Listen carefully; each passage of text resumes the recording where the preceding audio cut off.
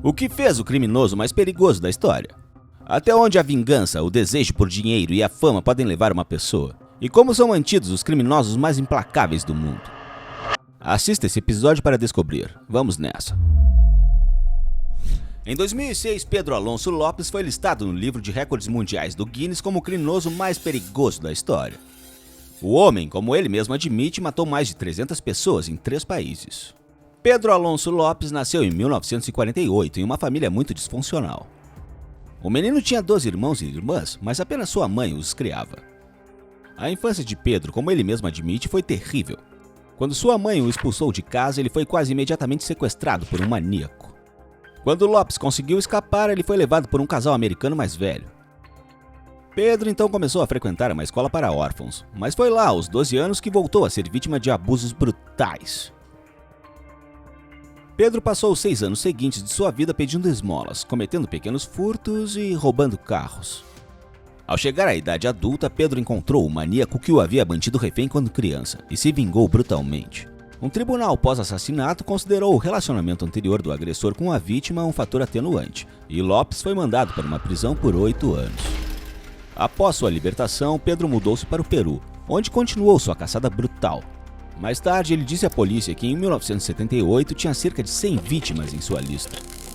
Ele foi detido no Equador, onde uma de suas vítimas fugiu para lá e denunciou ele à polícia. Após sua nova prisão, Lopes recebeu uma grande sentença de 16 anos. Mas depois de 14 anos na prisão, ele foi secretamente transferido para um hospital psiquiátrico na Colômbia. Em uma entrevista de sua cela na prisão, Lopes se descreveu como o homem do século e disse que estava sendo libertado por bom comportamento. No entanto, as autoridades claramente não pretendiam conceder liberdade a um criminoso tão perigoso. Em agosto de 1994, Lopes foi libertado de uma prisão equatoriana, mas quase imediatamente preso novamente como imigrante ilegal. Logo, ele foi entregue às autoridades colombianas, que o acusaram de um assassinato de 20 anos. Ele foi declarado louco e internado na enfermaria psiquiátrica do Hospital de Bogotá. Em 1998, ele foi declarado são e libertado sob fiança de $50, sujeito a certas condições. Mais tarde, ele se escondeu. Um documentário feito por jornalistas britânicos sobre a vida do criminoso mencionou que a Interpol havia divulgado um relatório sobre uma nova prisão pelas autoridades colombianas, em conexão com o assassinato ocorrido em 2002. As informações sobre Lopes atualmente são escassas. Em 2020, seu paradeiro era desconhecido. O criminoso mais perigoso da Grã-Bretanha. Muitas pessoas reconhecem Charles Bronson como o criminoso mais perigoso e violento da Grã-Bretanha, mas alguns discordam. Eles acreditam que o criminoso mais perigoso da Grã-Bretanha é Robert Maudsley, conhecido como comedor de cérebro. Existe alguma lógica nisso? A história desse homem não é nada simples. Os psicólogos estão tentando entender muitas nuances da biografia de Maudsley até agora. Pouco se sabe sobre sua infância, mas claramente não foi uma infância feliz. Aos 6 anos, Robert e seus irmãos foram afastados de pais acusados de abuso. Os assistentes sociais ficaram chocados. Robert sofreu mais. Ele era especialmente odiado por seu cruel pai. Uma vez o menino ficou trancado em um quarto por 6 meses. Seu pai só abria a porta para levar um pouco de água e comida. Porém, depois de um tempo, o pai da família mudou de estratégia. Robert foi mais uma vez transferido para o serviço social e começou sua vida em lares adotivos. Antes de chegar à vida adulta, ele se mudou mais 1 ou 2 vezes. Quando adolescente, Robert deixou Liverpool, mas o que aconteceu com ele naquela cidade mudou sua psique para sempre. A capital inglesa não trouxe muitas mudanças significativas na vida de Maudsley. Nas ruas de Londres, ele era um criminoso mesquinho e mal conseguia sobreviver. Depois de várias tentativas de suicídio, Robert foi forçado a obter ajuda psiquiátrica e passou um tempo considerável em hospitais. No entanto, a terapia não ajudava. Ele cometeu seu primeiro assassinato em 1974. Um trabalhador comum mostrou a Robert fotos de crianças.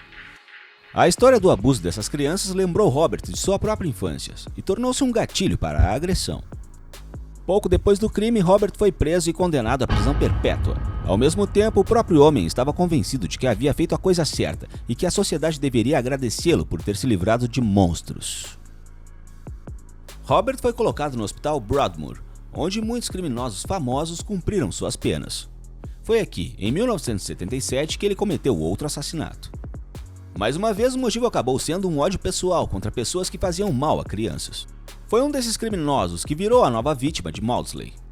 O crime cometido dentro do hospital foi considerado um ato intencional, que caracterizou Robert não como um homem mentalmente doente, mas como um verdadeiro criminoso.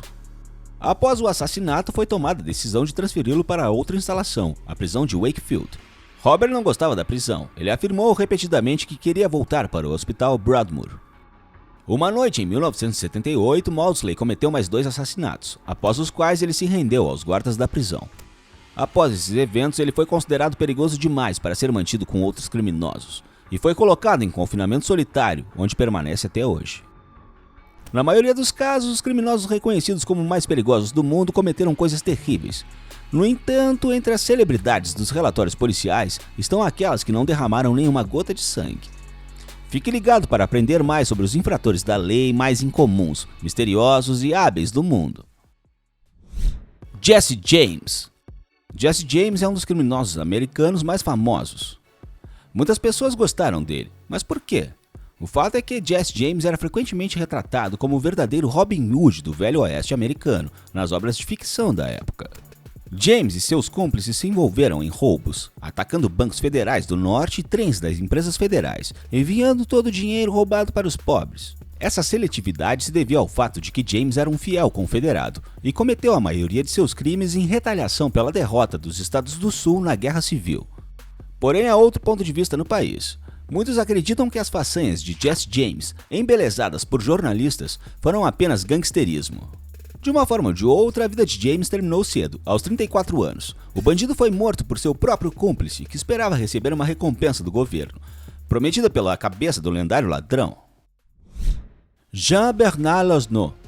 Para muitas pessoas, não são as pessoas que escapam da lei que parecem particularmente misteriosas, mas aquelas que continuam cometendo crimes à vista de todos por anos. Jean-Bernard Lausneau é um deles. O famoso negociante de armas nasceu na França, onde começou a ser procurado pelo comércio de armas na década de 1980.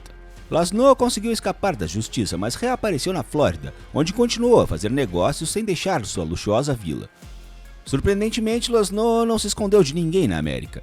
Ele concordou em entrevistas por telefone com jornalistas e até mesmo começou seu próprio site, onde qualquer pessoa que tivesse dinheiro poderia comprar um caça ou uma metralhadora. Ele vendeu de tudo: tanques, aviões, hospitais de campanha e assim por diante. Foi apenas em 2002, na Suíça, que os policiais conseguiram prender o homem atrevido. Charles Ponzi. Surpreendentemente, nem sempre é preciso uma arma para se tornar um dos criminosos mais perigosos do mundo. Charles Ponzi não precisava de ameaças para obter grandes quantias de dinheiro regularmente. O criminoso que orgulhosamente se intitulava empresário recebeu milhões de dólares de seus investidores por meio de um plano aparentemente simples. O novo empresário registrou uma empresa em Boston, chamada Securities Exchange Company. A empresa emitiu notas promissórias, nas quais se comprometia a pagar $1.500 para cada $1.000 que recebesse em até 90 dias. Na primavera de 1920, Ponzi passou o controle da empresa para Lucy Martelli, de 18 anos, depois que a pirâmide desabou. Os depositantes, é claro, correram para exigir seu dinheiro de volta, mas todas as contas já haviam sido congeladas e o próprio Ponzi foi posteriormente declarado falido. Surpreendentemente, Charles cumpriu apenas 5 anos por seu esquema fraudulento. D.B. Cooper. E talvez o criminoso mais misterioso da história ainda seja o homem conhecido pelo pseudônimo de D.B. Cooper. Em 24 de novembro de 1971, o criminoso sequestrou um avião. Depois que o avião pousou em Seattle, o criminoso liberou 36 passageiros em troca de paraquedas e dinheiro trazido pelas autoridades.